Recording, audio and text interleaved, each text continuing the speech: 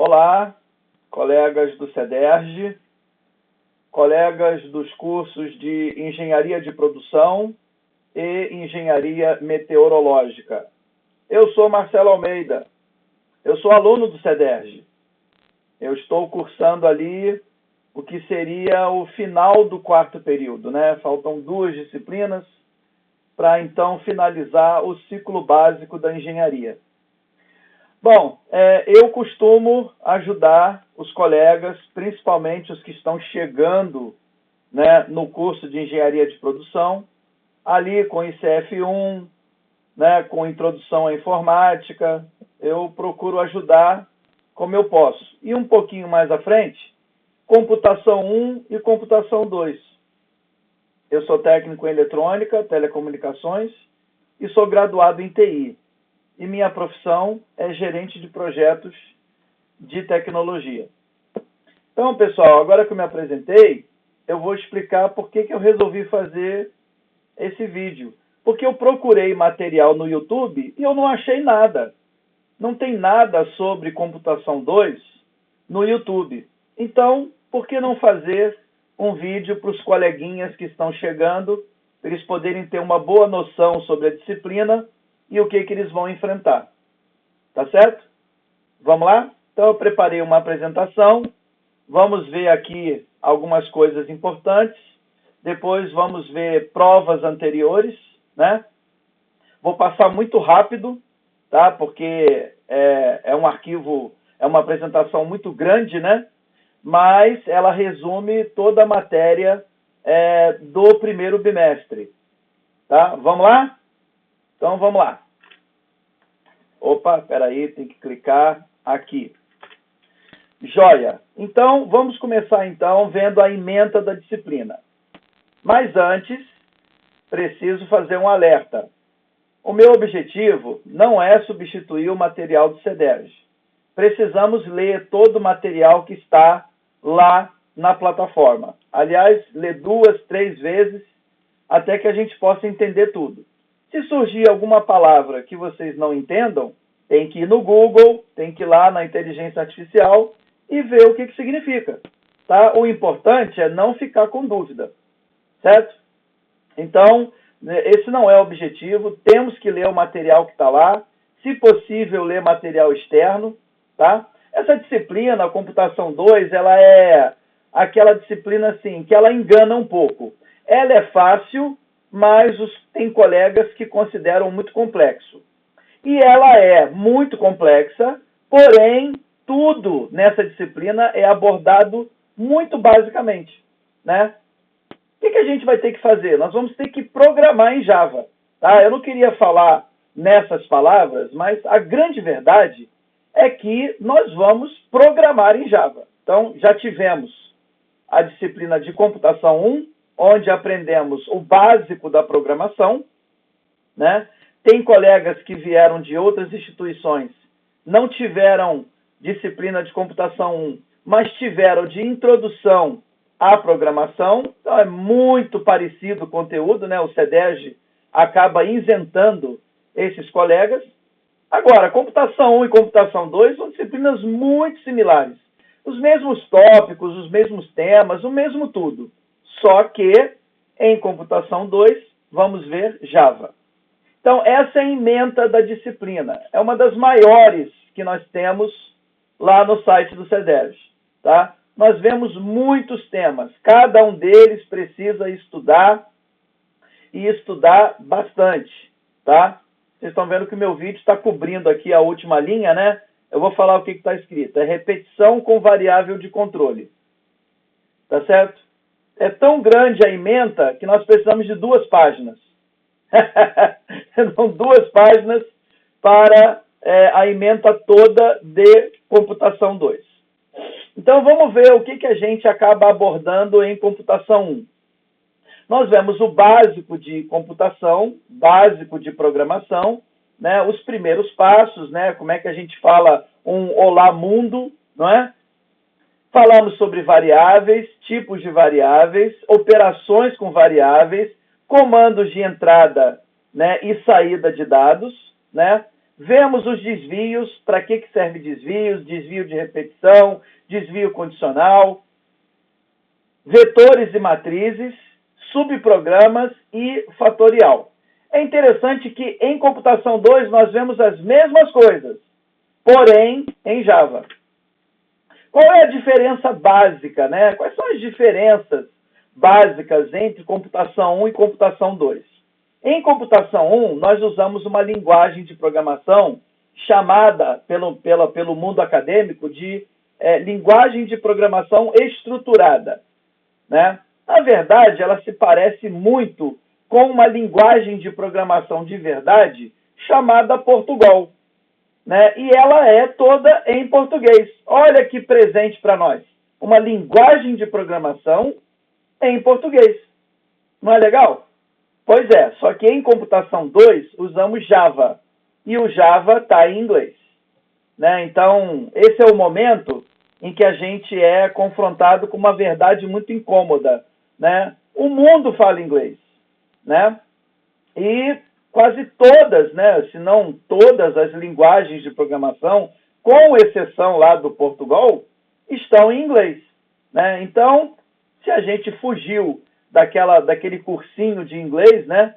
Se a gente fugiu daquele conselho dos nossos pais, dos nossos professores, dos nossos tutores, dos nossos chefes, nossos gerentes, para a gente buscar um cursinho de inglês, agora a fatura chega, né? Então, não há tempo para aprender inglês, nós somos meio que jogados nesse ambiente e temos que entender inglês para entender os comandos em Java ao mesmo tempo. Outra diferença marcante da computação 2 é que nós fazemos leitura e gravação de dados também por arquivos, coisa que não tem em computação 1. E aí vem a diferença principal. Em computação 2, nós temos que instalar um programa nos nossos PCs. Mas, Marcelo, então tem que ter PC para fazer essa disciplina? Tem, vocês vão ver que tem. Tá? Vocês vão precisar de um PC ou notebook. Pode ser Windows, pode ser Mac, pode ser Linux, não tem problema. Não precisa ser um PC rápido, cheio de memória, com uma grande capacidade de processamento. Um PC simples, tá? vai dar de boa. E aí vocês vão ter que instalar uma IDE. Né? O que é uma IDE? É uma Integrated Development Environment. Olha, sem sotaque, hein? Então, é um ambiente de desenvolvimento integrado. É um software que ajuda você a editar, testar e rodar códigos em Java. Né? É isso. Vou falar um pouquinho mais à frente. Tá? E aí vocês vão criar códigos em Java, corrigir erros de códigos e testar e rodar esses algoritmos. Tá certo?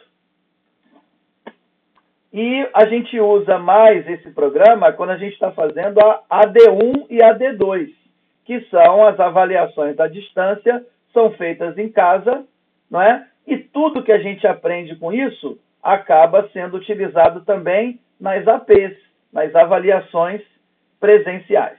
Tá? Então, vamos falar um pouquinho do Java, né? O Java é considerado uma linguagem de alto nível, mas ela tem muitas características de médio nível. Mas o que é isso, Marcelo? Temos que explicar sobre linguagem de programação. Né? As linguagens de programação de baixo nível são aquelas que se aproximam muito do hardware. São linguagens difíceis. É aquelas que, mesmo que você faça uma faculdade de 4 anos, pode ser que você não entenda toda essa linguagem de programação. Tem que estudar muito, tem que gostar muito. Né? Então, existem aplicações que demandam uma linguagem de programação de alto nível. Por exemplo, as empresas que fazem softwares para dispositivos, né? O seu celular tem um firmware, não é? O seu computador também tem um firmware, aquele que dá o boot lá no PC. Não estou falando do Windows, não. É o primeiro programa rodado quando você liga o PC. né? O seu smartwatch também tem, né, um firmware, ok? Então, a linguagem de baixo nível, apesar de muito complexa, é ela que faz esses programinhas aí. Já a linguagem de médio nível, ela se distancia um pouquinho da máquina e se aproxima o quê? De nós, usuários humanos, não é? Então, duas bem famosas, né, desse nível são o C e o C++, né? E é utilizado para fazer o quê? Sistemas operacionais, jogos, e tem as linguagens de alto nível. A linguagem de alto nível, apesar de ter esse nome, ela se afasta totalmente do hardware. Ela se aproxima do usuário. Então, elas são fáceis. Fáceis o quê? Fáceis de aprender, né? Para nós, que é o que interessa, não é? E o Java está nessa categoria, né?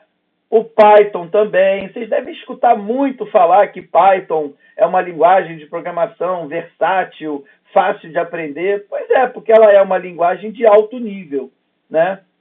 Então, gente, de novo, o Java é uma linguagem de alto nível, mas largamente conhecida como sendo uma linguagem também com características de médio nível. Em computação 1, nós usamos o Portugal, ou linguagem de programação estruturada, né? Ela não tem um símbolo, né? Eu coloquei aí um símbolo de uma IDE de Portugal, né? Então, é possível você fazer programas completos usando Portugal, é uma linguagem criada em Portugal, né? Há muitos e muitos anos atrás, que é ótima para a gente aprender programação, né? A gente aprende programação no nosso idioma. E tem o Java, né? Que ele tem, largamente conhecido, uma linguagem poderosa, muito popular, está presente numa série de equipamentos, né? Mas ela tem como característica, ela está totalmente em inglês, tá? As IDEs existem aos montes. Tem as IDEs gratuitas, tem as IDEs pagas, tem as IDEs poderosas, tem as IDEs fáceis de usar. Então, eu tenho alguns exemplos aí que podem ajudar vocês a escolher qual IDE que vocês vão baixar. Temos o Eclipse, né, que é muito famoso, o NetBeans, que também é muito utilizado, muita gente gosta, né? O IntelliJ IDEA, da JetBrains, né? É o IDE de uma empresa que só vem crescendo aí no mercado, chamada JetBrains. O BlueJ, né? Eu gostei do BlueJ, achei limpo, achei simples, achei rápido, achei fácil de usar, né? E temos também o Online GDB. Só que o Online GDB não é um programa, tá? Ele é uma ajudinha para aqueles colegas que não têm computador, mas que usam o computador da empresa, né? De vez em quando os caras trabalham lá de home office, né? Quase todas as empresas que eu trabalhei, elas forneciam um computador. Só que o computador é todo fechado, né? Você não pode instalar softwares de terceiros, né? E não adianta você pedir autorização, porque esses softwares não fazem parte do negócio das empresas. Então, não vai rolar. É melhor nem tentar, né? O Online GDB, você abre uma página de um navegador e lá você trabalha, né? É meio trabalhoso, tem que fazer alguns truques, mas dá para entregar a tarefa do CEDERJ numa boa, tá? Eu uso o Eclipse. Eu recomendo que vocês baixem o Eclipse. Por quê? Porque o Eclipse é fácil de usar, eu me dei muito bem com ele, tentei usar o NetBeans, fiquei todo enrolado, né? Talvez eu já tenha me viciado em Eclipse, então o NetBeans realmente para mim não foi uma boa experiência.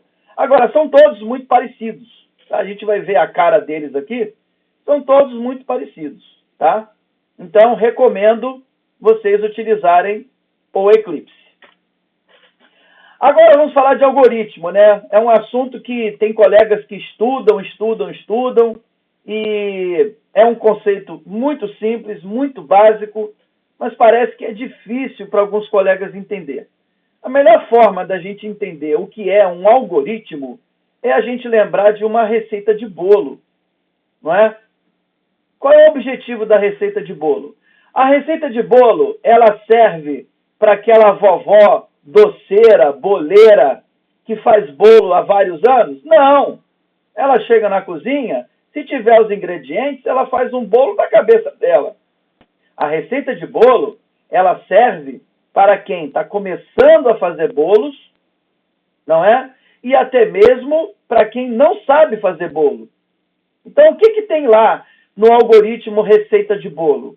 Tem a quantidade dos ingredientes, o que mistura com o que, a preparação, né? Informações técnicas, por exemplo, passe manteiga na forma e aqueça o forno por 180 graus durante 5 minutos, né? Use um palito para poder ver se o bolo está pronto, se não agarra mais. Então, lá você vai ter todas as informações sobre como fazer um bolo. O algoritmo na linguagem de programação, ele existe para você enfrentar e resolver um desafio. Quase sempre matemático, tá? Em computação 1 e computação 2, são sempre desafios matemáticos. Por quê? Né? Um colega me perguntou, pô, Marcelo, quem é que criou esse negócio de computação, algoritmo? Quem é que criou isso aí? Aí eu expliquei, olha, com certeza, não foi ninguém que acordou de manhã e pensou assim, eu não tenho nada para fazer, eu vou criar a computação e uma linguagem de programação muito difícil. Não, isso foi uma evolução natural da pesquisa humana, né? Ou seja, da ciência praticada pelos seres humanos que precisavam de respostas mais rápidas. E a computação é ela que consegue entregar, né, cálculos, resultados de cálculos de forma muito mais rápida. Então, hoje, as nossas máquinas, elas fazem bilhões e bilhões de cálculos em uma fração de segundo. Tá? Coisa que, se nós tivéssemos que fazer, a gente levaria muito tempo e, por causa da característica nossa dos seres humanos, a gente pode errar.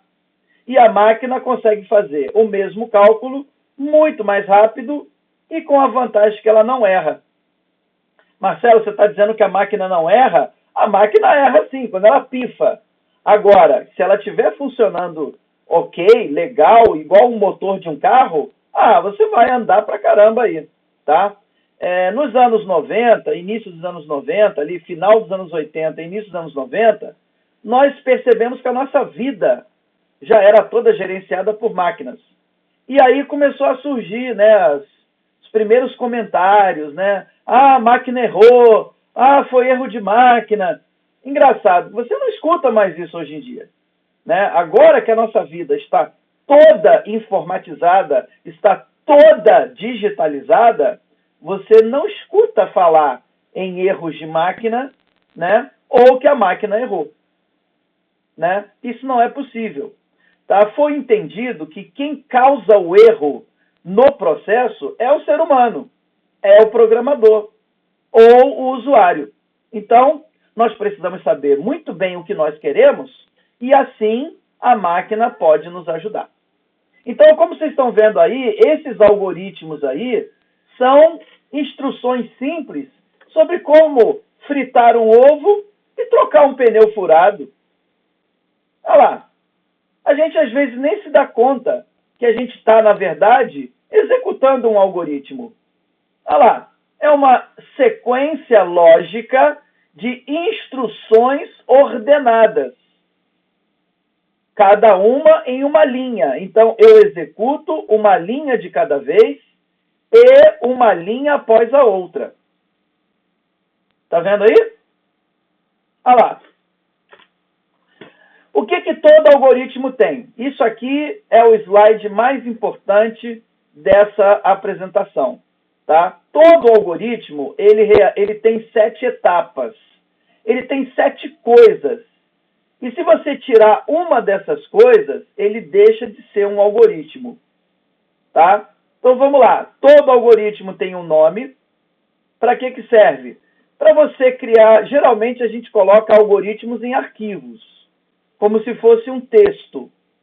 E aí, quando você tem vários deles, às vezes você precisa procurar um algoritmo que você criou, né, que você editou há algum tempo atrás. A melhor forma de você pesquisar esse algoritmo é pelo nome do arquivo.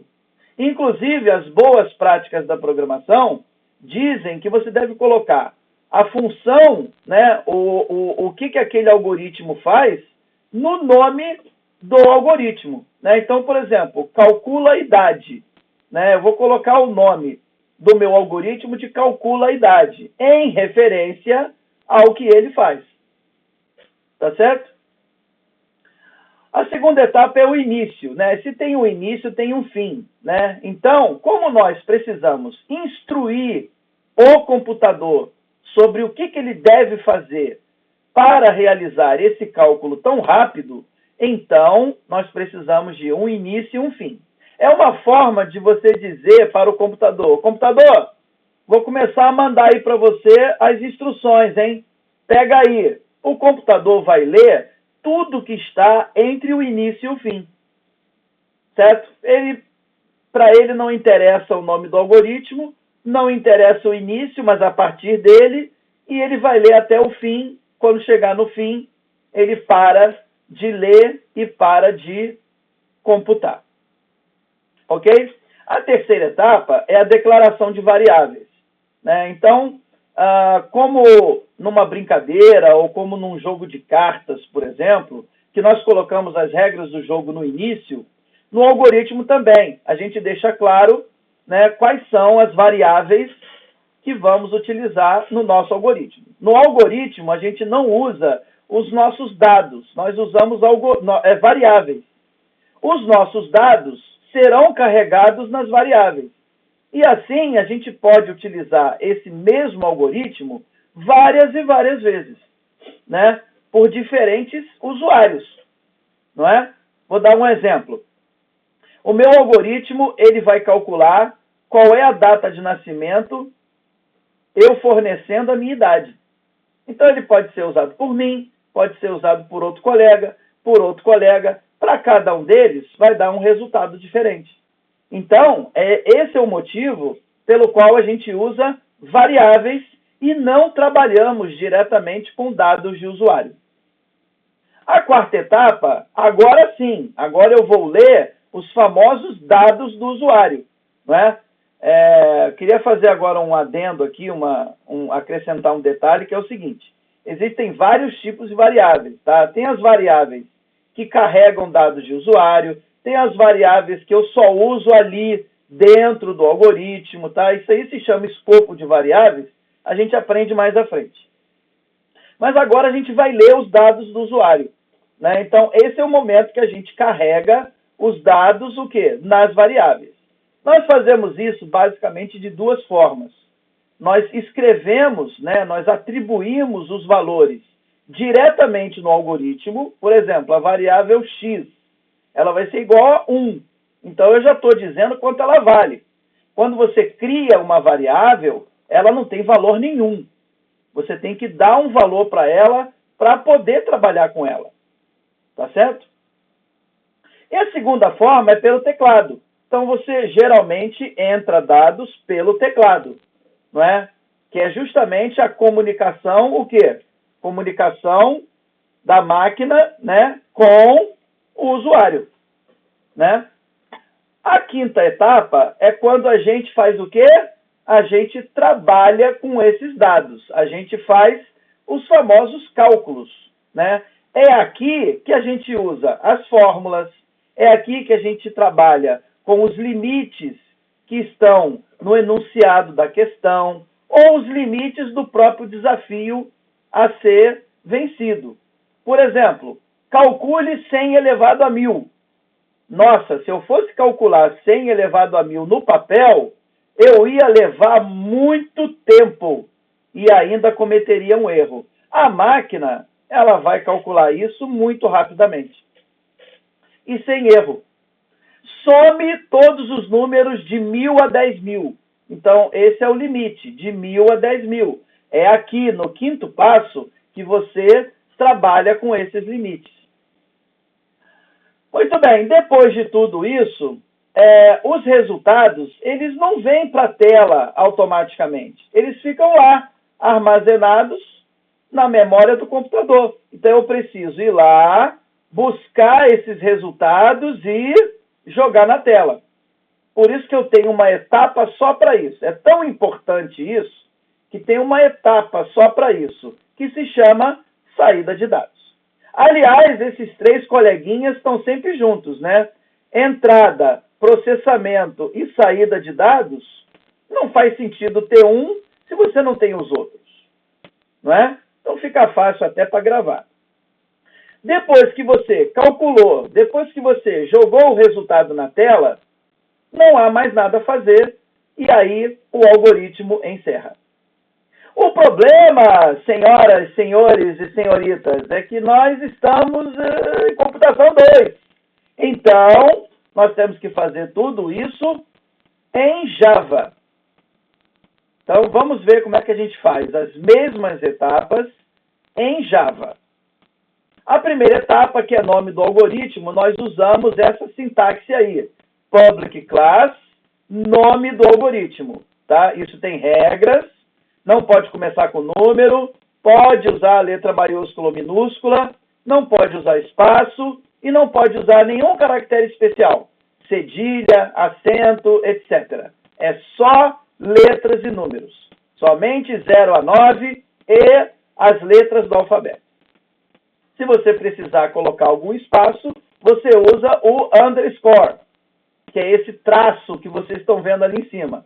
Não é underline. O pessoal conhece isso aí muito como underline. Não é. Underline é sublinhado. E esse caractere não é sublinhado. Ele é underscore. Certo? O segundo passo, que é o início, no Java é bem simples. É uma chave para a direita. Então, quando você coloca uma chave para a direita, você está dando uma ordem ao computador. Computador, vou começar a mandar aí as linhas aí. Pega aí. Ah, tá bom, pode mandar. Então, esse representa o quê? O início. Public Static Void String Args, né? Public Static Void Main String Args, né? Estou falando aqui no inglês tupiniquim, né? Que fica mais fácil para entender. Essa frase ela é utilizada simplesmente em todos os nossos gabaritos, tá? Ela representa uma subseção Java, né? Aí teve um colega que pediu para explicar. Pô, Marcelo, para que isso? Eu falei assim, pô, a pergunta é boa. Então, a gente tem que explicar. Vamos lá. Se você vai fazer algum cálculo matemático, você precisa usar uma subseção Java. Tá? Ele é um pouquinho mais... É uma característica desta linguagem de programação, então a gente não comenta. E tem um problema, tem que escrever certinho como está aí, ó. Olha lá. O string args tem que ser entre parênteses, o string tem que ter o S maiúsculo, depois do string tem que ter o abre e fecha colchete, um espaçozinho e o args, tá? Que está relacionado a argumentos matemáticos. Então, gente, não me peço para explicar por quê, tá? Tem que botar em tudo. Então, bota isso daí logo depois lá do início e vai ficar tudo bem, tá? Outra coisa... no Java, se você quiser, você pode colocar a chave para a direita logo na primeira linha, depois do nome do algoritmo. É possível. Você pode também colocar na linha de baixo. O Java lê tudo, tá? O Java é bem versátil. Então, ele vai ler na mesma linha, na linha de baixo, ele já vai entender que, opa, agora vai começar o Java para valer. Tá ok? Quando você usa essa frase aí, Public Static Void Main String Args, você precisa colocar a chave para a direita também. Então, né, tem que botar, ok? Tá certo? As outras linhas, todas terminam com ponto e vírgula. Você diz para o computador que você terminou uma linha por meio do ponto e vírgula, tá? No passo 3, que é a declaração de variáveis, qual é o exemplo que a gente tem aí? Nós precisamos declarar as variáveis da seguinte forma, igualzinho em computação 1, tipo e nome. Então, você coloca o tipo da variável, né, que pode ser inteira, pode ser real, pode ser texto, pode ser booleano, né? Então, aqui estamos usando o double, que significa número real, né? E o nome da variável que você quer dar. Eu quero dar o nome de TB. Então, beleza, estou criando a variável TB e ela é do tipo real. Olha lá, bota o ponto e vírgula, acabou. Tem também uma outra variável muito especial, que é a variável teclado, né? Que ela não tem esse nome, né? Eu falo variável teclado porque eu sou eu, né? Agora, o nome correto mesmo é objeto teclado, né? Então, o Java, ele tem alguns pacotinhos prontos, né? Algumas bibliotecas de algumas funções já prontas. O teclado é uma delas. Então, basta você chamar lá o pacotinho lá do teclado e ele já vem prontinho. Mas você tem que declarar um objeto teclado para poder trabalhar com ele. Então, você usa essa sintaxe aí. Scanner, nome da variável teclado, que aqui a gente vai usar ent, né, de entrada, podia ser também keyboard, input, entrada, qualquer nome que você quiser, né? Igual a new scanner, os dois scanners com letras maiúsculas no início, né? O S é maiúsculo, entre parênteses, system.in e o system tem S maiúsculo. Não adianta, a sintaxe tem que ser correta. Tudo bem? No final, ponto e vírgula. A quarta etapa é o quê? É a entrada de dados, né? Então, já cria as variáveis, pá, beleza. E aí, lembra de quantas formas são? São duas formas. Qual é a primeira? Atribuição.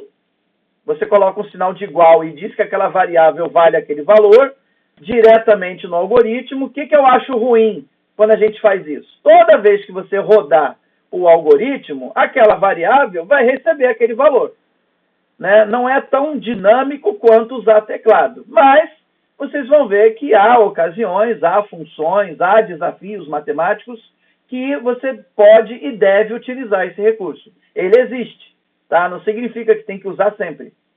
A segunda forma é pelo teclado. No Java, isso funciona de uma forma meio burocrática. Toda variável que você quiser carregar um valor do teclado, você tem que passar pelo sindicato do teclado. Então, você precisa passar pela variável teclado. Agora, até a gente entende por que foi criado um objeto teclado, né? Então, você é igual o sindicato lá de portuário, né? De estivador, né? Chega o navio, mas não é qualquer um que pode descarregar, é só o pessoal do sindicato, né? Você não pode botar qualquer um lá para descarregar, pode ser que tenha um acidente, tudo, né? E o estivador até faz isso mais rápido, né? Então, a segunda forma é o quê? Você pega a variável que você quer carregar o valor, tá lá o TB, aponta ela com o sinal de igual para o objeto teclado, e aí continua com a sintaxe .next, double, repete o tipo da variável e coloca, abre e fecha parênteses. Pronto, é isso. Tá certo? O problema é, se você for trabalhar com teclado no seu algoritmo, aí entra uma exceção, né, gente? É isso que dá raiva, né? Toda regra tem uma exceção. As malditas das exceções. Não tem jeito, vocês têm que decorar todas elas. Então, uma delas é essa aí. Vai usar teclado? Não pode esquecer de criar uma variável teclado, né, que a gente chama de objeto teclado, e você tem que botar, antes de tudo aqui no algoritmo, import Java Util Scanner. É justamente quando você chama a biblioteca teclado já prontinha, né? Tem um pacotinho Java lá completinho para trabalhar com teclado, você chama ele, tá? Então, e tem um pequeno problema. Você não pode chamar um objeto teclado se você não vai usá-lo. Você não pode criar uma variável teclado se você não vai usá-la, tá? Então, ele tem essa característica aí, tá? Viram lá? Import java.util.scanner, o scanner com S maiúsculo, Java minúsculo, tudo bem? Vamos ao quinto passo, que é o quê? O quinto passo é os cálculos, né? Então, você vai fazer a mesma coisa que no exemplo anterior, né? Você vai fazer os cálculos, usar as fórmulas, respeitar os limites do seu desafio matemático, da sua questão de prova, não é? Beleza? Aí, depois que você faz tudo isso, vem o quê? A parte de você pegar o resultado e jogar na tela, né? Que é a saída de dados. Então, a gente faz isso de duas formas. Fazemos isso usando o comando system.out.print, né? Coloca entre parênteses e entre aspas o que você quer colocar na tela. As variáveis ficam fora das aspas. Aí somente o conteúdo da variável é que vai para a tela. Ou da segunda forma, né, que a gente aprende principalmente no segundo bimestre, que é arquivo.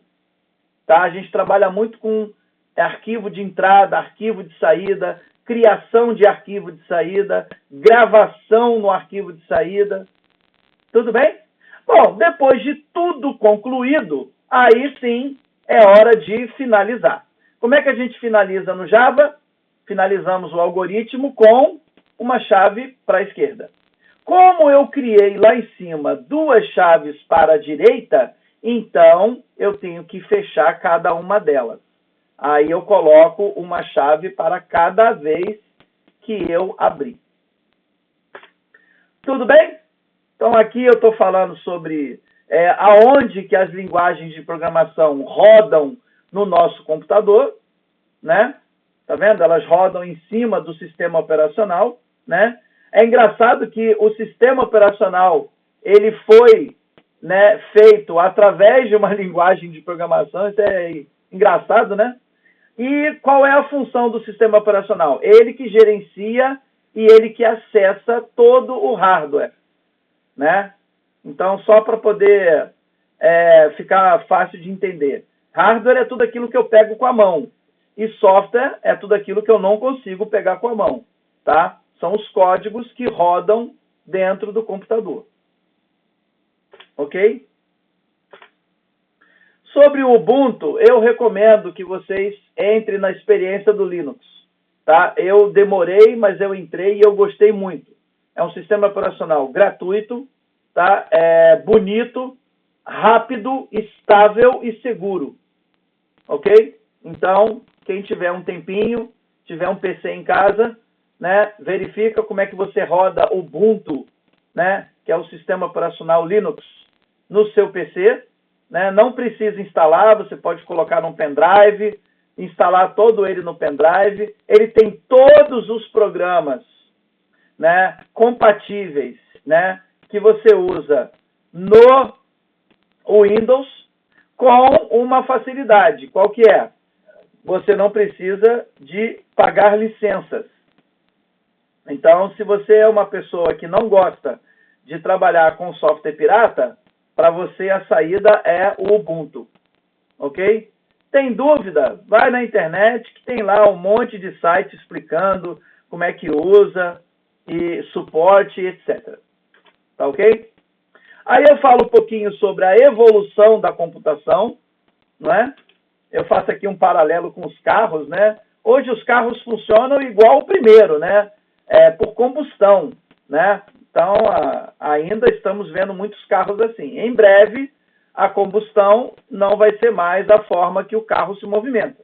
Ele vai se movimentar de outras formas. Mas hoje, a maioria absoluta roda com combustão, né? Um pouquinho da história dos computadores, né? Quando foi que eles criaram o termo computador pessoal, né? O PC, como a gente conhece até hoje, e qual é o protagonismo do Steve Jobs e da Apple, né? Claro, também do Steve Wozniak, né? Que era o cérebro por trás aí, tem o cérebro e o marqueteiro. Foi uma combinação explosiva, né? Então tinha o nerd e tinha o marqueteiro, o vendedor, né? Então, ó, tá vendo? A Apple foi criada e já vendia computador quando ele nem se chamava computador pessoal, tá? Aqui um pouquinho da evolução das memórias e processamento, basicamente quantidade de cálculos matemáticos realizados por segundo, não é? E agora temos esse slide aqui que é muito legal, né? Por que a gente tem uma linguagem de programação? Por que a gente tem o Java? Né? O problema é o seguinte, é que nós não falamos a linguagem da máquina. A máquina, ela usa a linguagem binária. Ela só entende 0 e 1, 0 e 1. E nós temos o nosso próprio idioma. Nós temos o português, o inglês, o espanhol e outras línguas que tem aí pelo mundo. Nós precisamos de alguém que faça esse meio de campo. Nós precisamos de um traficante, precisamos de um tradutor que possa fazer esse tráfico, né? Palavra horrível, né? Mas possa fazer esse tráfico de leve trás dos dois lados. Precisamos de um tradutor que fale a nossa língua e fale a língua da máquina também. É aí que entra a linguagem de programação. Ela tem um termo em inglês chamado interface.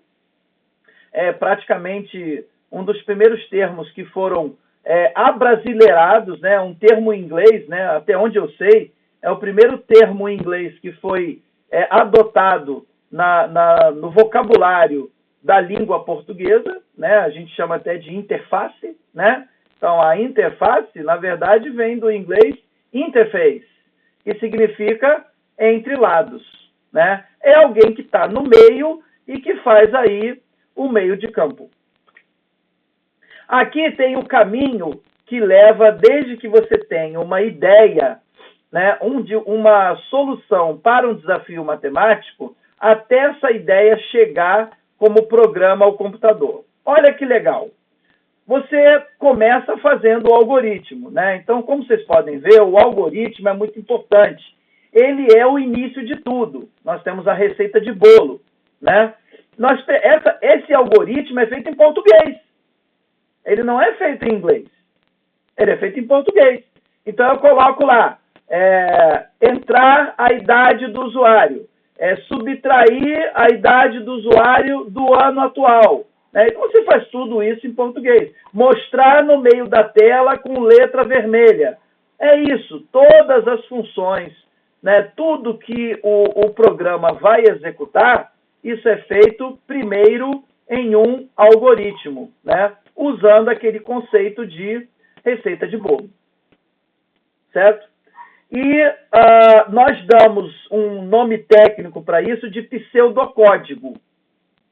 Tá? Pseudo quer dizer quase, não é? Ou parecido com, né? Mas não é.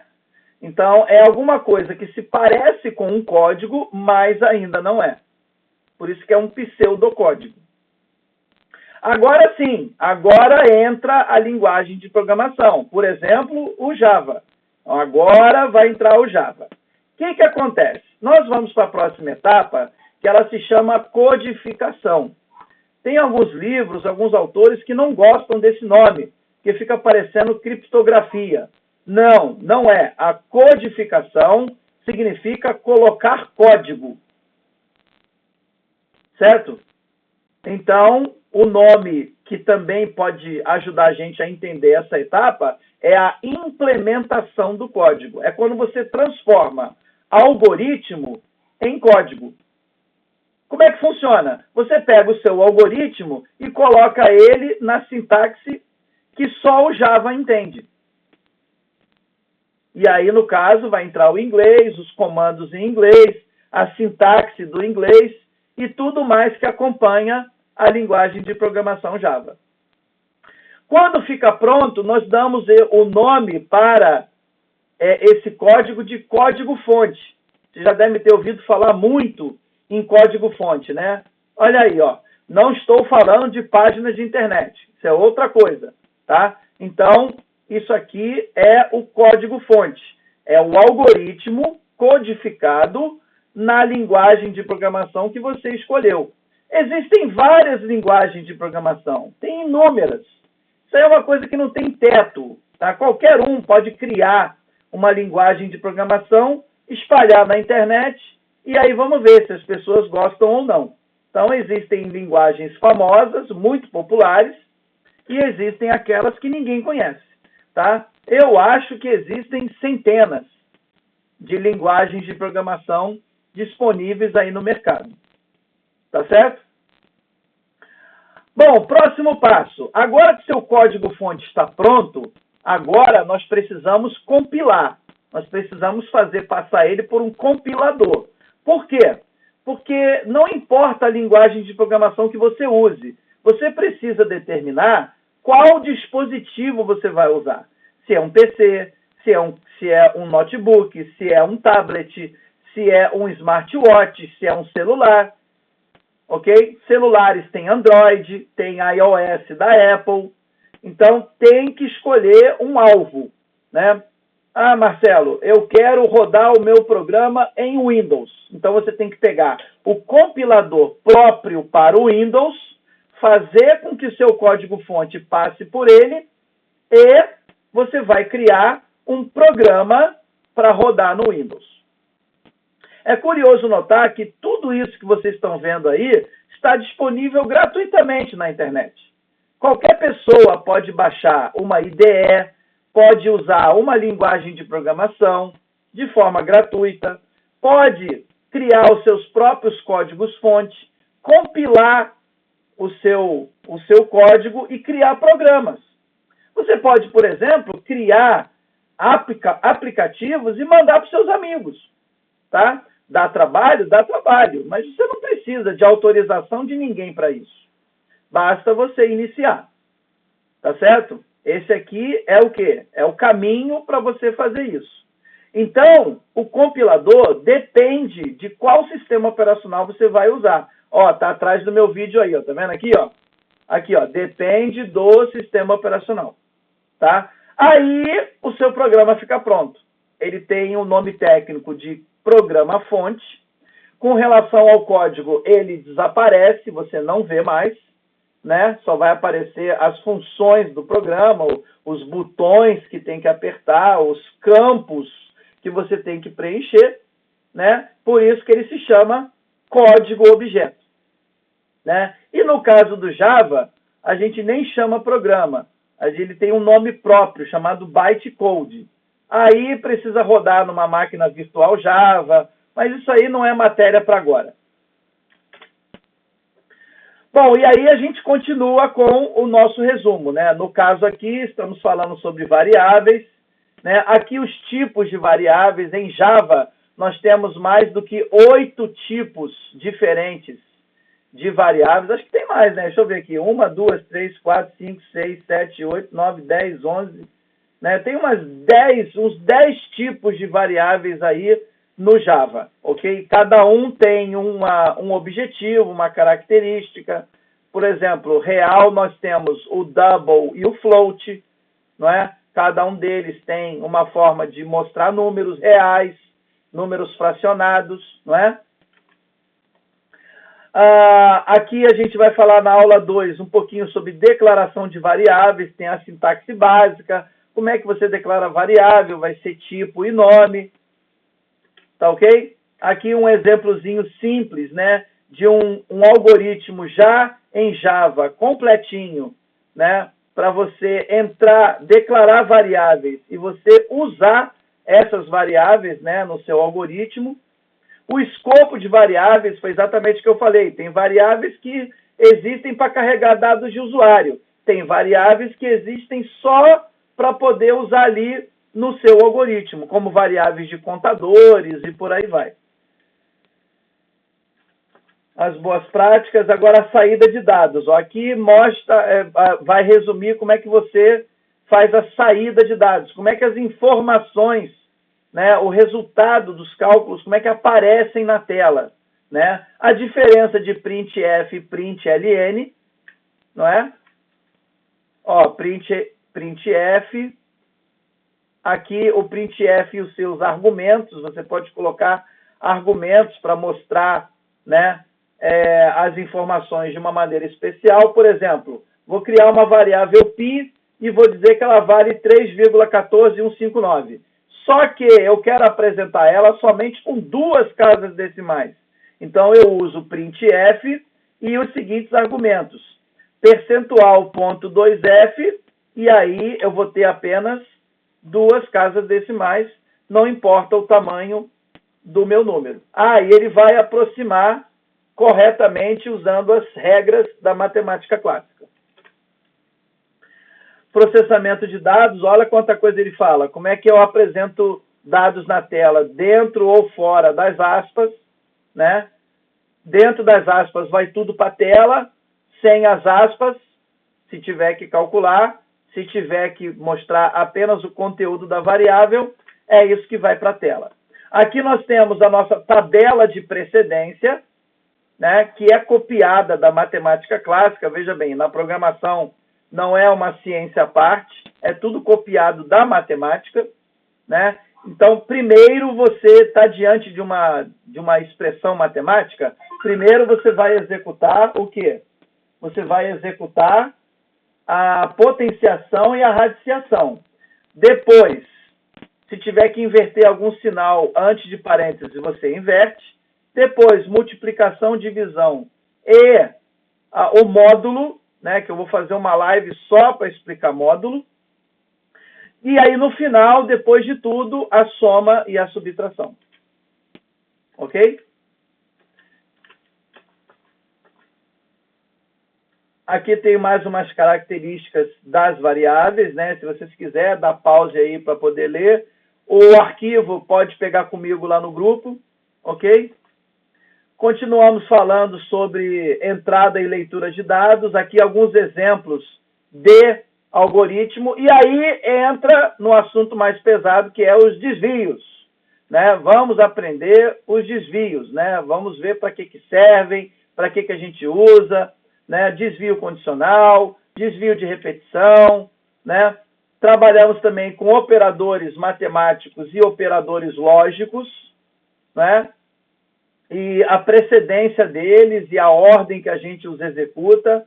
Aqui, como a gente faz um desvio condicional simples e composto. Aqui tem alguns exemplos também. Bom, já estou me demorando muito, né?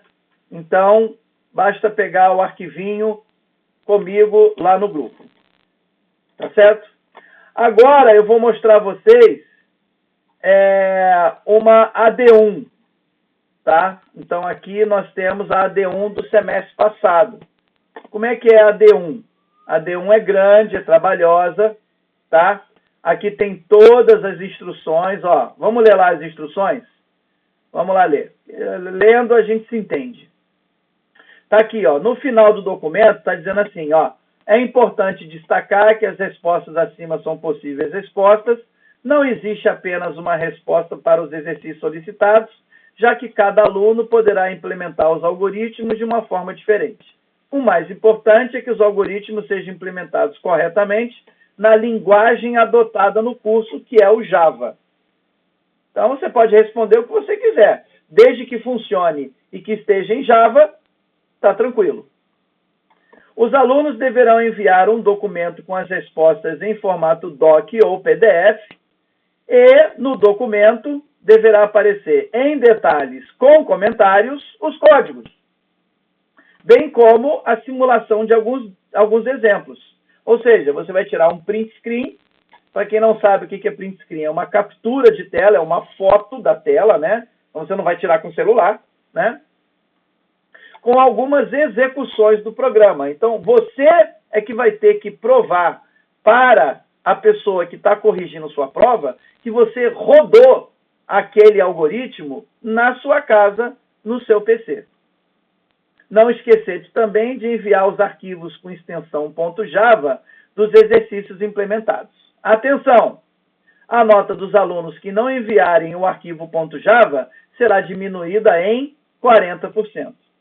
Esse critério vale para todas as ADs, ou seja, AD1 e AD2. Então, não adianta você fazer o código, rodar o código, tirar print screen do código, se você não manda o arquivo .java. Que nada mais é do que um arquivinho texto. Tá? Simplesinho, bobinho, tá? Nada complicado. Então, é isso aí. tá? Eu vou pegar dessas questões para fazer com vocês. Tá? Eu vou pegar essa daqui, tá? Vou pegar essa daqui, ó. Cadê? Cadê a questão? Tá aqui. Questão 6. Escreva um algoritmo na linguagem Java, ou seja, um código em Java, né? Aqui é engraçado que as palavras acabam tendo o mesmo significado. Obviamente que são duas coisas muito diferentes. Algoritmo é uma coisa e código é outra. Mas aqui na disciplina, para facilitar, é tudo a mesma coisa. Algoritmo, código, vai estar tudo em Java mesmo, tá? Que leia um valor em reais. A seguir, calcule o menor número de cédulas possível no qual o valor pode ser decomposto. As cédulas consideradas são de 100, 50, 20, 10, 5, 2 e 1. A seguir, mostre o valor lido e a relação de notas necessárias. Então, é uma baita questão antiga, da época que o real ainda tinha nota de R$1. Agora não tem, né? Agora é só moeda, tá? Então, o que você vai ter que fazer? Você vai ter que abrir o IDE, vai ter que botar o código no IDE, rodar o código e tirar um print para provar. Esse programa aqui é o Eclipse. Olha o Eclipse aqui. Vocês estão vendo agora a cara do Eclipse, tá? Quando vocês forem instalar o Eclipse, vai aparecer uma janela dizendo qual Eclipse você quer. Você vai escolher a opção Eclipse for Java Developers, ou seja, Eclipse para desenvolvedores em Java, que é o que você é, né? Você é um desenvolvedor, você é um programador em Java, tá? Aqui no lado esquerdo você tem a árvore de pastas e arquivos. Na parte do meio é onde você coloca os códigos. E aqui na parte direita, que ela nem sempre está assim, às vezes ela está assim, ó. Ela está aqui embaixo. Quando você instala pela primeira vez o Eclipse, ela está aqui embaixo. Basta você pegar aqui, o nome dela é console, arrasta para cá e ela fica lado a lado. Então, dependendo da questão, pode ser que você execute do lado ou execute embaixo, tanto faz. Está aqui o código, tá? Então, o que você vai fazer? Você não é bobo nem nada, você vai copiar um gabarito de uma prova anterior, né? Não vai fazer isso no zero, não é? A gente não tem 20 dias para fazer AD, né? A gente tem pouco tempo. Então, você vai colar o código todo, tá? E você vai rodar ele. Tá certo? Então, eu vou mostrar a vocês a importância da IDE. Se você cometer qualquer erro, ele te fala na hora. Então, por exemplo, lembra do Public Static Void Main String Args? Eu vou pegar o string aqui e eu vou colocar a letra minúscula. Ah lá, a letra minúscula não rola. Tá vendo que aparece um erro aqui? E esse erro sempre está numa linha? Então, ele já aponta para você e já até diz, ó, string não pode ser resolvido como um tipo Java, mas se você tirar ele e você colocar S maiúsculo, aí o erro vai até embora. Tá vendo? Então, o que nós temos aqui nessa área, nessa janela, é um algoritmo, um código rodável. Alguma coisa que dá para rodar. Se tiver esses erros que vocês viram aqui, o código não roda. Você não consegue testar. Então, está aqui S maiúsculo, está tudo aqui, tudo certinho. Está aqui a finalização. Não há nenhum erro aqui nessa barra azul, ó. Essa barra azul fala que está tudo bem. Então, vamos rodar. Aqui em cima tem o grande botão rodar, que eu chamo de grande botão do Spotify, é o botão play. Vamos tocar a música e ver o que acontece. Aqui no lado direito, vai aparecer o quê? Os pedidos de entrada de dados e a saída dos resultados. Então, clica no grande botão de rodar. Ó, está rodando. Olha aqui na parte da direita aqui. Ele vai pedir o valor em reais. Olha lá. Para calcular o menor número de notas, informe o valor. Eu vou colocar 1.245 e clica Enter. Quando você clicar Enter, ele vai dividir nas notas e vai dar a quantidade. Lá, para o valor de 1.245 são necessárias 15 notas, decomposto em 12 notas de 100, 2 notas de 20 e uma nota de 5.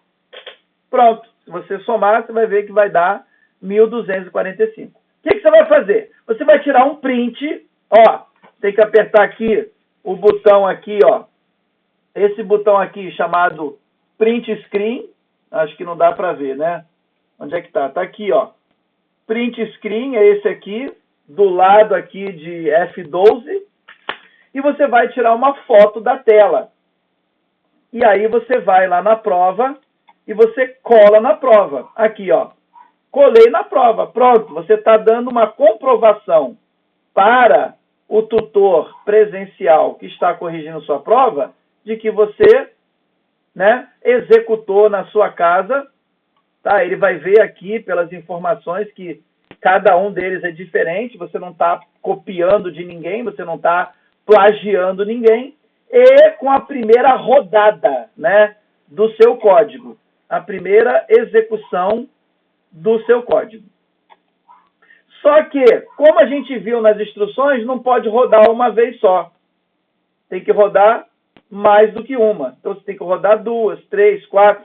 Ou, se o algoritmo tiver muitas funções, seria bom que você rodasse cada uma delas. Tá? Então, você vai rodar de novo, utilizando um outro valor. Roda de novo. Dessa vez, vamos botar R$10.000. Tá lá, vai ser o quê? 100 notas de 100. Tira o print, mas somente dessa parte aqui, abre o pente, coloca lá, recorta e cola na prova.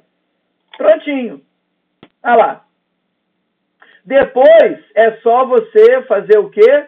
Copiar o código. Então, isso que está aqui, no meio aqui, nessa janela do meio do Eclipse, você vai selecionar tudo, vai dar Ctrl C ou botão direito em cima e copiar. Cadê copiar? Está aqui. Lá, Ctrl C. Copia, vai lá na prova e cola na prova. Olha o código aqui. Tá vendo, gente? Lá. Belezinha? Show!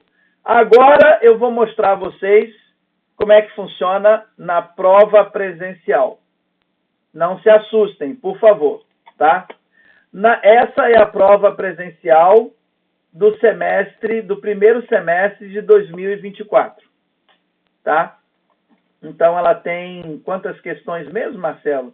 A AD1 tem 6 questões, acho que essa aqui tem 4 questões, Na AP, você não tem que rodar código. Veja bem, você não vai fazer a prova na frente de um computador, tá? Mas você vai ter que construir o código. Por isso que eu acho importante vocês decorarem aquelas etapas de um algoritmo. Então, vamos ver aqui uma questão bem tranquila, que é essa aqui, Criar um programa em Java que leia o nome de um aluno, suas 4 notas bimestrais, a média para aprovação, lembrando que a média é maior ou igual a 6, a média para recuperação, então a sua média tem que ser entre 4 e 6, e a quantidade de aulas dadas. O programa deverá mostrar o nome do aluno e sua situação geral, se ele foi aprovado, reprovado por faltas, ou reprovado por média. Então, você só tem 2 estados, Ou ele está aprovado ou está reprovado. Se ele estiver reprovado, tem que analisar se ele foi reprovado pela nota ou pela presença. Sabe-se que o percentual mínimo de frequência é 75%. Então, tem que calcular isso dentro do algoritmo, dentro do código. Então, você vai desenvolver o quê? Você vai desenvolver um algoritmo. Começa com o nome do programa. Qual é o nome do programa mesmo? Public Class AP1 2017-1, questão 4, né? Dá o nome que você quiser aqui, obviamente que foi copiado, né, de uma AP de 2017, de um gabarito, né? O import Java Scanner significa que eu vou usar teclado. Aqui em cima, package, a gente só usa no Eclipse, ele não faz parte do Java, mas se você estiver usando o Eclipse, você coloca mais um elemento de indexação, que é o package, né, ou pacote, né? E aí, beleza, ó o sinal de início aqui, ó, a chave para a direita. E aí a gente coloca a subseção Java, que é o quê?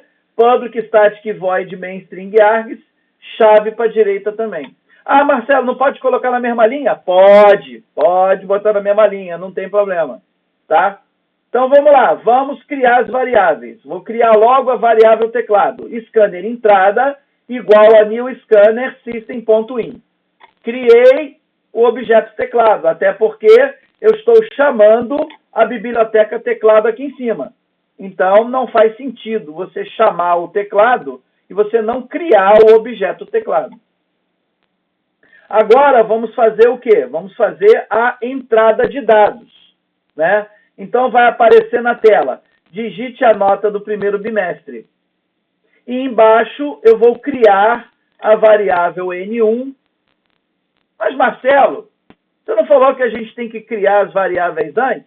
Então, colegas, no Java, você pode criar as variáveis em qualquer lugar do algoritmo, mas você tem que criar antes de usá-la. Você não pode usar uma variável que você não criou. Então, na verdade, a gente não está quebrando nenhuma regra. Então, eu vou criar aqui, ó, na mesma linha, eu vou criar o N1 e eu vou apontar esse N1, ele vai receber o valor do teclado, conforme já expliquei para vocês lá a brincadeira do sindicato. Tudo bem? Olha lá, double N1, criei a variável N1 do tipo real, vai receber o valor do teclado, que é a variável entrada, ponto next, double, que é repetindo o nome da variável. Não é do teclado, veja bem, ó, o teclado tem o tipo scanner, mas o N1 tem o tipo real. Então, eu repito aqui, tem que botar letra maiúscula, tá? É um negócio cheio de regrinha aqui. Então, você repete aqui o double, tá? E aí, eu vou repetir com a nota do segundo bimestre, a nota do terceiro bimestre, a nota do quarto bimestre, a quantidade de aulas e as aulas que o aluno compareceu. Porque o algoritmo ele só calcula se o aluno está aprovado ou reprovado por falta, tá? Então, tem que entrar a quantidade de aulas, por exemplo, 10 aulas, tá? Ah, o aluno compareceu em 4. Ah, então ele está reprovado, né? Porque tinha que comparecer em 7, não é? Mais que 7, né? Tinha que comparecer em 8. Então, ele tinha que comparecer em 8. Compareceu só 4, está reprovado, né? Bom, feito isso, agora a gente vai fazer os cálculos. Primeiro, vamos calcular a média. Como é que eu calculo a média? Vou criar a variável média e vou dizer que ela é igual a N1 mais N2 mais N3 mais N4, tudo dividido por 4. Então, pronto, criei a média. Percebam, o computador calcula e o resultado fica lá, dentro da variável o quê? Da variável média. Tá? Agora, eu vou criar a variável frequência. Eu vou dizer que ela é a variável aulas presentes, que está aqui em cima, ó. Aulas presentes é do tipo inteiro. Então, eu vou dizer que a frequência vai ser igual a aulas presentes vezes 100 dividido pelo número de aulas, pela variável aulas. Pronto, já criei tá, o valor que foi carregado na variável frequência. Tá? Agora eu vou fazer uma verificação, ó, por isso que a gente usa desvios nos algoritmos. Tá? Eu vou fazer uma verificação para ver se o resultado da frequência se é maior ou menor do que 75. Vamos ver? Se a média for maior ou igual a 6 e Ou seja, também, se a frequência for maior ou igual a 75, então aparece na tela aprovado. Se não, ele está em recuperação. Tá? Aí tem outra verificação. Mas se a média estiver entre 4 e 6 e a frequência for maior que 75, então ele está de recuperação. Agora, se a média for menor do que 4 e a frequência for maior que 75, veja bem, ele compareceu nas aulas, mas a média foi muito baixa, então ele está reprovado por média. O que sobrou só pode ser reprovado por falta. Não precisa você declarar tudo de novo. Tá? Percebam que eu só vou usar uma dessas três, dessas três verificações aqui. Tá? No caso, o colega vai aparecer ou aprovado, ou recuperação por média, ou recuperação por falta. Exatamente como pede no enunciado. Então, colegas, vocês vão ter que escrever isso aqui da cabeça, tá? Na AD1, AD2, vocês vão usar computador. É trabalhoso, mas é tranquilo. Na prova, você vai ter que escrever códigos. Vocês vão programar. Tá certo? Então, é isso. Eu espero ter ajudado. Essa aqui é uma visão geral, né? E agora é com vocês. Estudem as aulas da plataforma, se interessem pela programação Java, tá ok? Pratiquem, ok? Decora aquelas 7 etapas que todo algoritmo tem, decora aquelas mesmas 7 etapas no Java e você não vai ter medo de nenhuma questão que você enfrentar nas provas presenciais. Ok? Próxima live, vamos falar sobre um assunto bem complicado, que é como calcular o módulo. Grande abraço.